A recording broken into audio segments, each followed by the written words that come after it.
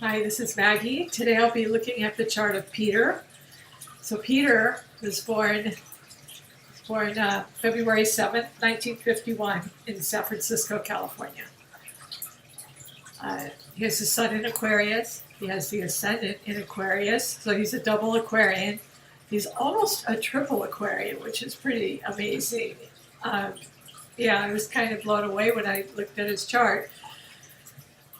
Your first house is yourself, so he represents as a true Aquarian, but his moon is 4 degrees Pisces, so it's right on the cusp of Aquarius. So, um, and I almost said all the rest of his planets are in, it's a huge first house. So Peter presents as an Aquarius Pisces, very much an Aquarius Pisces. So he's very eccentric, humanitarian, and friendly, open-minded, extremely open-minded, but at the same time, extremely spiritual and poetic and artistic, and all of the art, and high-minded as well. So the high-minded comes from Jupiter. Jupiter is the ruler of Sagittarius. It's theology, law, religion, philosophy. I believe his father was an attorney, so that would definitely, and he was a Sagittarius, so that would represent his father in his first house, Jupiter would. So, and his north node, sort of like what you're striving towards in this lifetime, is also in Pisces. So, and let me just get through one sentence. Mars is driven. Mars is the ruler of Aries. It's the ruler of first house Aries, but it's in watery Pisces. So, and it's conjunct Venus. So he has moon is how you present yourself emotionally. He presents as a Pisces. Venus is what you like. Peter loves artistic, spirituality, probably music, some sort of self-expression through the arts would be very excellent. And Mars would give you drive and passion and will to pursue those things. And Jupiter would be like a higher mind, higher law, higher in pursuit of higher ideals. So the whole first house comprises, for me, I'm looking at an artistic person and a very spiritual, a seeker of spirituality, and a love of it, and also of service, being of service somehow to humanity, maybe through the arts or through philosophy, or you can make up your own religion, or probably not so much a religion, not really dogmatic, but the sun in Aquarius, and Peter, you have like 5 planets all in your first house. Everything's in Pisces with the exception of the sun and your ascendant, which are one and the same. Your personality and your solar self. Your sun and your rising sign are both Aquarius, so you're a very pure Aquarian, but you're really colored Pisces, very colored Pisces. So I would say to pursue your music, your artistic, and you continue to seek spirituality, because that's what you like. Having Venus there, it's what you would like. There would be a strong tendency towards escapism in some form, so, and illusion. So if you're going to escape into a dream world of fantasy, you could do it through spiritual pursuits, higher, pursuits, or art or music, or, other forms of illusion are, of course, addiction. But with lucky Jupiter there, I think, you would be very aware. And I'm just going to jump to where I see planets, Pete. Yeah, so yeah, your sun, ascendant, and moon are all right there in Aquarius. Yeah, you know, there's like within some astrologers separate by 10 degrees. You know, so if you want, you can say you're triple Aquarius because it's only 4 degrees. That's, you know, there's 30 degrees in a sign, so you're really, really on the cusp of Pisces, but you are very much colored Pisces, almost 50-50 with Aquarius. Yeah. And so anyway, I'm getting to your ruling planet is Uranus. Uranus and Saturn are the ruling planets of Aquarius. So you would look to your rulers to see how else your chart is colored. And again, Uranus is in Cancer, so it's sensitive water also. It's in the 5th house, so, and it's trining, which means they're in the same element as everything, all the planets you have in Pisces. So it's in your 5th house, so you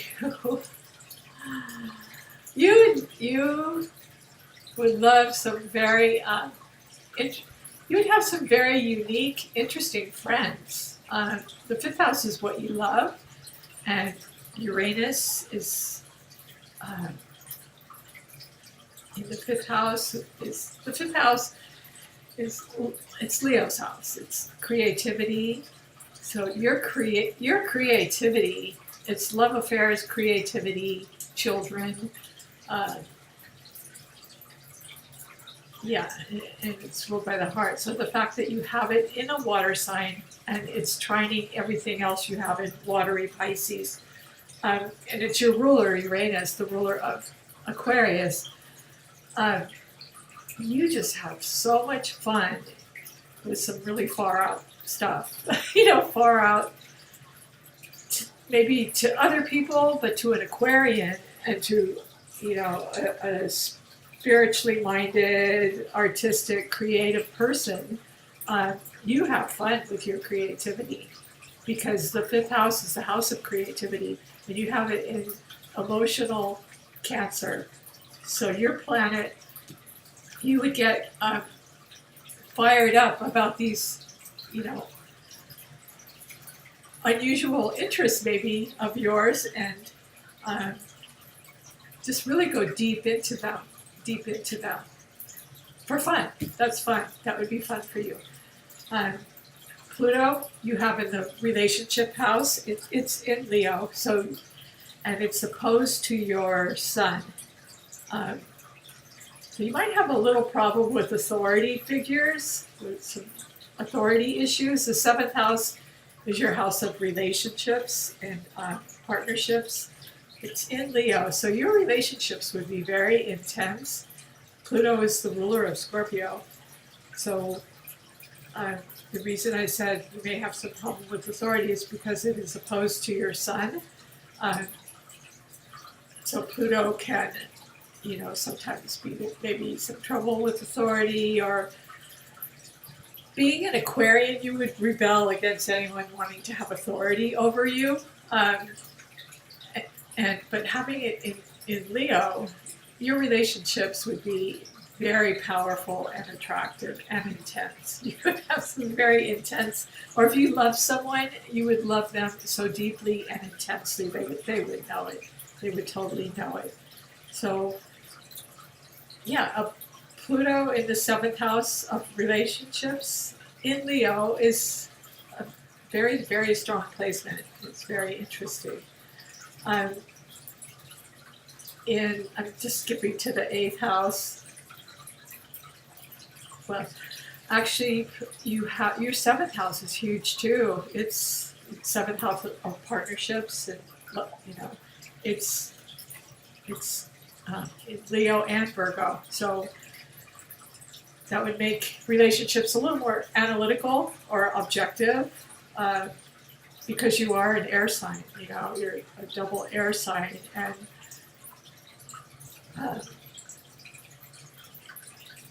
yeah, that's Libra's house. So yeah, that would just, the analytical part came in Virgo. Virgos are very extremely analytical.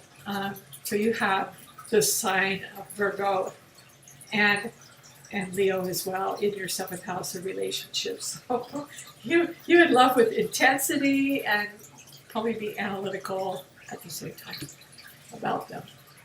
Or health in health, deep attention to detail, perfectionist qualities, or maybe looking for those in a relationship. Your eighth house of joint finances, that's Scorpio's house. You have Neptune and Saturn in Libra. Your whole generation was born with that. It's a generational placement.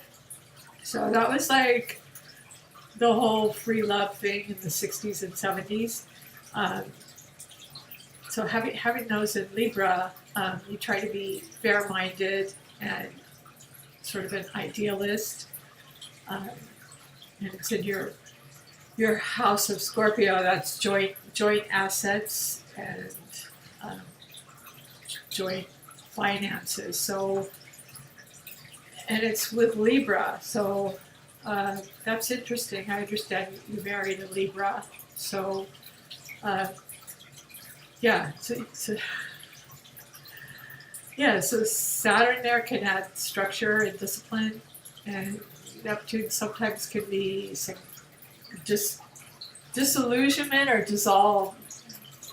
It dissolves, it could dissolve. It's a great dissolver. Great. Yeah, but that doesn't mean your relationships are going to dissolve. But yeah, it just colors it Scorpio. Yeah, and you just have it in your eighth house of joint finances. So you try to be fair. I believe you try to be fair in all your affairs, but I would beware of being, because Neptune is there, sometimes there can be like a fog, so you want to beware of financial joint ventures, that nobody's like trying to get over on you or being deceived. Sometimes Neptune, sometimes you could be deceived, Like if you had it in the seventh house of relationships, you might get into a relationship and idealize this person that isn't, really even there. It's not the person you thought they were. So just be aware. Just be aware. Saturn also may cause some restrictions. In the joint finances, but again, it's just generational, so I wouldn't worry about it. So Pete, your midheaven is your career sector. If you're looking towards a career, it's 1 degree Sagittarius. Yeah, 1 degree Sagittarius. So you are very high-minded, legalistic, a teacher. Your first house, Jupiter, is a teacher. A teacher, a lawyer, theologian, any kind of a higher ideal or higher learning travel would appeal to a Sagittarian, because you do have Sagittarius on your midheaven and in your 10th house. There are no planets in your 10th house, but your midheaven is where you look for your career, and you would also look to the 10th house. So, so you're pretty much living that out, just being your true to yourself, which is, all your artistic and spirituality stuff you have in Pisces in your first house, as well as being your unique, eccentric, different, true self, and freedom loving, extremely freedom loving. You don't want to tie an Aquarian down, and you want to keep up with their ideas, because your ideas, you're just flowing with creativity and inventiveness. You could have such a vision. The vision comes in with Sagittarius on the midheaven. That's your vision. They're very futuristic. They're very optimistic. Um, so you may have a vision for things, and the Aquarian inventiveness, you know,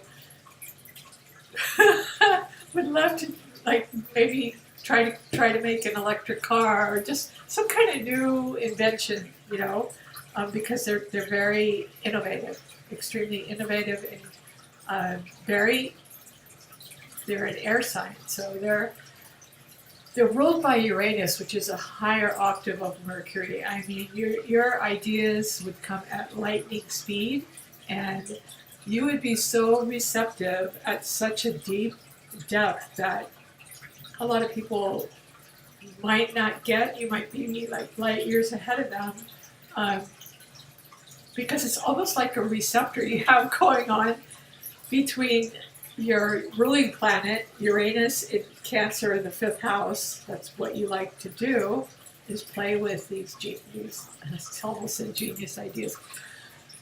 Different ideas, original, let's say original ideas for fun. You like to do that. So, and you know, they're trying each other. So that's for you. That's entertainment. So Pete, your Mercury is your planet of communication. It's the ruler of Gemini. So it's in your 12th house in Capricorn. So you only have one Earth sign. I mean, one Earth planet. You're pretty much all water, Pete. You're all water and air, and then your fire, and then your one Earth planet is Mercury in Capricorn in the 12th house. So Mercury in Capricorn could make you, Capricorns can be, it's a fixed sign, so it could be sort of stubborn and rigid about communication. Capricorn's ruled by Saturn, so your communication could be sort of authoritative, or you could be very masterful in your communication. But it is a fixed Earth sign. So that's your only Earth in your. It's in the house of Pisces. It's almost in Aquarius too, Pete. It's like 26 degrees Capricorn. So, you know, it's right on the cusp. I mean, 3 more degrees and it's in Aquarius as well. So you communicate, let's just say it's Aquarius. I mean, you know, you because Aquarius is fixed as well. You have a lot of fixed, no, I'm sorry, Aquarius. Your fixed signs are Pluto in Leo, and your Sun and your Ascendant are fixed. So Aquarius is fixed. So you can be kind of stubborn and rigid, you know. But mutable means you just kind of go with the flow, you know. That's the water sign, you know, very, very mutable. So you're mostly water. I mean, Uranus, your ruling planet, is in water, Cancer, very receptive, extremely intuitive. You may see some ghosts. And you probably present yourself as a jovial, likable person because you have first house Jupiter. That's your personality. You present that way. And to have first house Venus, people would like you and you would like people. And to have the sun and moon conjunct each other is very, well, almost. It's a very good aspect. So I'm not going to go into all your aspects. I was just breaking down your elements. So the only Earth you have is your communication in Capricorn, in the 12th house. So you communicate about your ideas, you know, or because the 12th house rules the unconscious, and it's Pisces house. So, you know, your fixed ideas, you may communicate with authority about those. Or you may teach. You may teach, you know, some kind of philosophy or something. So, air, you know, you're double air, almost triple air. You have Saturn and Libra in, I'm sorry, Saturn and Neptune in Libra in the 8th house, joint finances. And you have the Sun and the Ascendant in Aquarius. So those are trying because they're in the same element, and I believe you married a fellow air sign, so you married a Libra. So that, you know, marrying your own element probably feels good. Yeah, I mean, air signs generally can relate to other air signs because they're so full of ideas, and their thinking is very mental and very, very quick, very quick. So, yeah. So that's your air. Your water is Uranus in Uranus in Cancer for fun. For fun, you just become a very inventive, creative mind. Million ideas, and everything else. That's cardinal. That's on an angle. So the cardinal angles are they're more active, action motivated. Mutable is like go with the flow water. So you have mutable. This is Pisces right here. I'm talking about. It's unbelievable, Pete, all the stuff you have in Pisces. It's like you're like some spiritual master or something, you know, really. Jesus is probably your friend, for sure. Yeah, I did a chart on Jesus. Somebody had his birth time. I'm digressing, but it was interesting. He ended up being a Pisces. But anyway, you have the Moon, Venus, Mars, Jupiter, and the North Node, all in Pisces, all in your first house. So, Pete, you are colored Pisces Aquarian. That's what you are. And I hope you enjoyed this. Yeah, I hope you enjoyed this. If you do, please like and subscribe, and have a great day. Bye. Bye.